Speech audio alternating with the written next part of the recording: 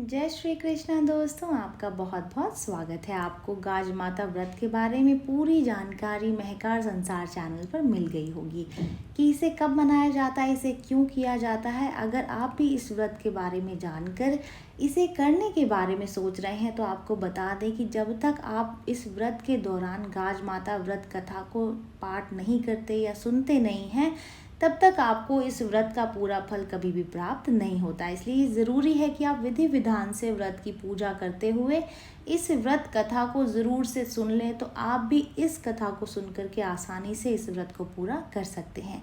बहुत समय पहले की बात है, एक सुंदर सा राज्य था जिसमें एक राजा और एक रानी राज्य किया करते थे। उन्हें किसी भी प्रकार की कोई भी समस्या नहीं थी, वो पूर्ण रूप से संपन्न थे। उनका राज्य भी बहुत ही खुशहाल था। बस उन्हें एक ही चीज़ का बहुत ज़्यादा दुख था कि राजा और रानी दोनों ही निसंतान थे।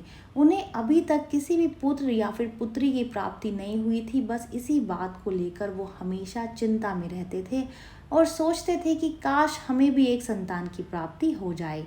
राजा की जो रानी थी वो गाज माता की बहुत बड़ी भक्त थी। वो हमेशा उनकी पूजा किया करती थी।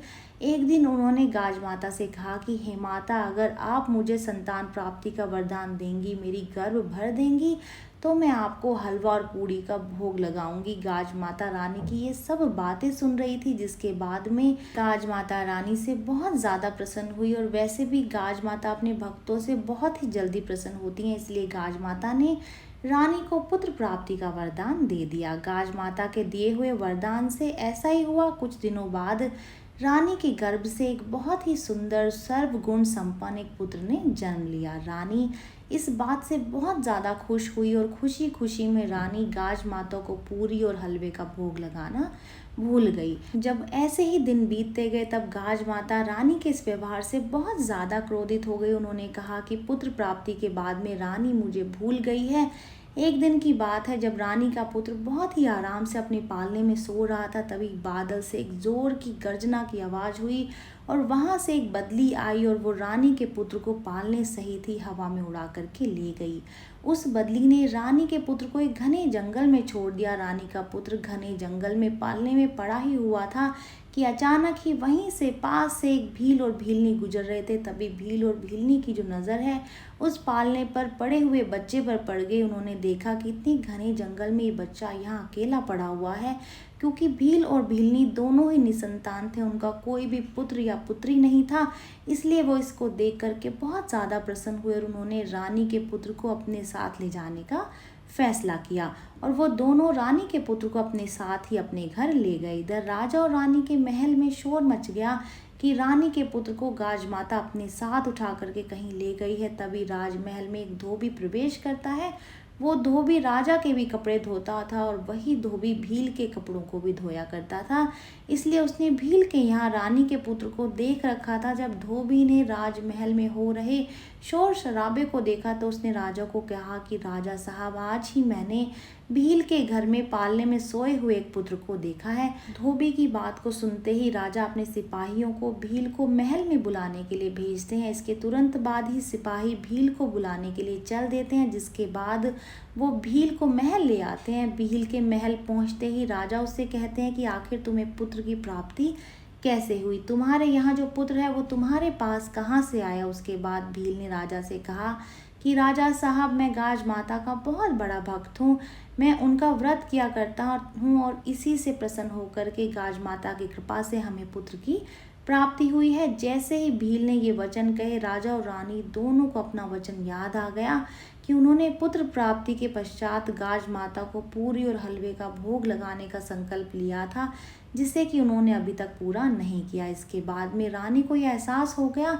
कि मैंने अपना संकल्प पूरा नहीं किया, इसलिए गाज माता हमसे नाराज़ हो गई हैं और हमसे हमारा बेटा छीन लिया है। उसके बाद में रानी गाज माता से प्रार्थना करते हुए कहती हैं कि हे गाज माता, हम पर कृपा करें, मुझे माफ़ कर दीजिए, मैंने मेरा संकल्प पूरा नहीं किया, कृपा करके मुझे मेरा पुत्र लौटा दीजिए। मैंने पहले जितने पूरी और हलवे भोग लगाने का वादा किया था, अब मैं आपको दुगना पूरी और हलवे का भोग लगाऊंगी और पूरी विधि विधान से आपका व्रत करूंगी। रानी ने ऐसा ही किया। पूरे विधि विधान से रानी ने गाज माता की पूजा की और व्रत किया, जिसके बाद गाज माता रानी से बहुत ज़्यादा प्रसन्न हो गई। गाज माता ने रानी को उनके पुत्र को लौटा दिया।